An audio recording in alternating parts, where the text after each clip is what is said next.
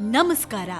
ರಾವಣನ ಪುಷ್ಪಕ ವಿಮಾನ ಇದು ಕೇವಲ ಒಂದು ಕಲ್ಪನೆಯೇ ಅಥವಾ ಪ್ರಾಚೀನ ವಿಜ್ಞಾನದ ಅದ್ಭುತವೇ? ಇದರ ಇತಿಹಾಸ ರೋಚಕ. ಇದನ್ನು ನಿರ್ಮಿಸಿದ್ದು ದೇವಶಿಲ್ಪಿ ವಿಶ್ವಕರ್ಮ.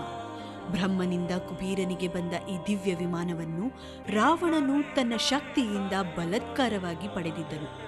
ಈ ವಿಮಾನದ ವಿನ್ಯಾಸ ಅದ್ಭುತ. ಇದರ ವಿಶೇಷತೆಗಳೇನು ಗೊತ್ತೇ? ಇದು ಮನಸ್ಸಿನ ಶಕ್ತಿಯಿಂದ ಚಲಿಸುತ್ತಿತ್ತು.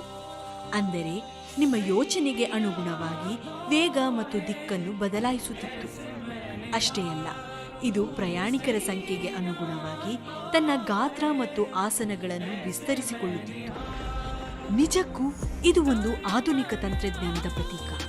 ರಾವಣನು ಸೀತಾದೇವಿಯನ್ನು ಅಪಹರಿಸಲು ಇದೇ ವಿಮಾನವನ್ನು ಬಳಸಿದ್ದ.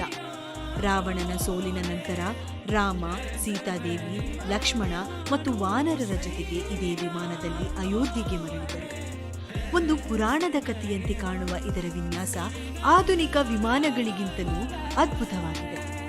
ಈ ಪುಷ್ಪಕ ವಿಮಾನ ನಿಜಕ್ಕೂ ಇತ್ತೇ ಅಥವಾ ಇದು ಪ್ರಾಚೀನ ಭಾರತದ ವೈಜ್ಞಾನಿಕ ಕಲ್ಪನೆಯೇ? ನಿಮ್ಮ ಅನಿಸಿಕೆಗಳನ್ನು ಕಮೆಂಟ್ನಲ್ಲಿ ತಿಳಿಸಿ. ಧನ್ಯವಾದಗಳು.